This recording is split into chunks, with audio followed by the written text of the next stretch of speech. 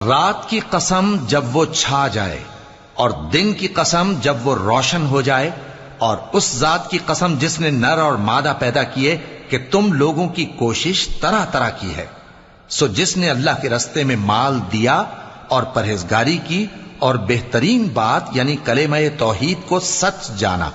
تو اس کو ہم آسان طریقے کی توفیق دیں گے، اور جس نے بخل کیا اور بے پرواہ بنا رہا اور بہترین بات کو جھوٹ سمجھا، تو ہم اسے رفتہ رفتہ سختی میں پہنچا دیں گے، اور جب وہ دوزخ کے گڑھے میں گرے گا تو اس کا مال اس کے کچھ بھی کام نہ آئے گا۔ یقیناً راہ دکھا دینا ہمارا ذمہ ہے، اور بے شک آخرت اور دنیا ہماری ہی ملکیت ہیں۔ سو میں نے تم کو بھڑکتی آگ سے خبردار کر دیا ہے، اس میں وہی داخل ہوگا جو بڑا بدبخت ہے، جس نے جھٹلایا اور منہ پھیرا، اور جو بڑا پرہیزگار ہے وہ اس سے